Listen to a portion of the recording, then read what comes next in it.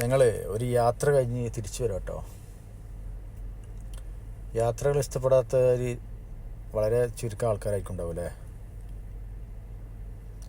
യാത്രകൾ ഇഷ്ടപ്പെടുന്ന കൂട്ടത്തിൽപ്പെട്ട ഒരാളാട്ടോ ഞാൻ.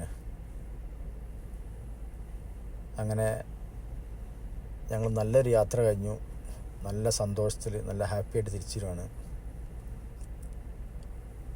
യാത്രകൾ നമുക്ക് ഒരുപാട് നല്ല നല്ല അറിവുകൾ സമ്മാനിക്കും.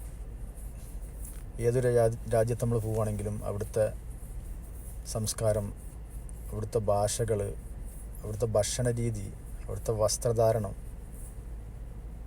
പിന്നെ അവിടുത്തെ എന്താ പറയുക, എല്ലാം നമുക്കൊരു പുതിയ അറിവായിരിക്കും വ്യത്യസ്ത രാജ്യങ്ങളിൽ പോകുമ്പോൾ.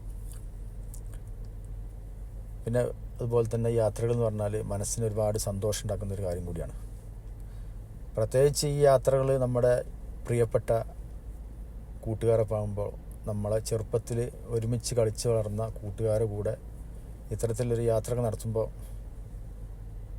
പ്രത്യേക ഒരു അനുഭൂതിയാണ്.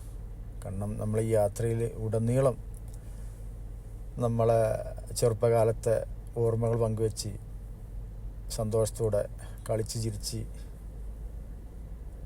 ആ ഒരു സന്തോഷം, അതുപോലെ തന്നെ ഈ പുതിയ പുതിയ രാജ്യങ്ങൾ സ്ഥലങ്ങൾ കാണുമ്പോഴുള്ള അതിൻ്റെ ഒരു അനുഭൂതിയും അതൊന്ന് പറഞ്ഞറിയിക്കാൻ പറ്റാത്തതന്നെയല്ലേ. അപ്പോൾ ഞങ്ങൾ 4 പേരും കൂടി കേട്ടോ ഈ മൊറോക്കോയിലേക്കുള്ള യാത്ര പോയത്. ഒന്ന് ഞാൻ, രണ്ടാമത് ഫ്ലെക്സിയുടെ ഓണറായ സമീർ, നമ്മളെ കളിക്കൂട്ടുകാരാണ്. അതുപോലെ തന്നെ ഫ്ലെക്സിയുടെ സൗദിയിലെ മാനേജറായ മൻസൂർ, അതുപോലെ തന്നെ എൻ്റെ കസിന് എമിറേറ്റ്സിൽ വർക്ക് ചെയ്യുന്ന സമദ്.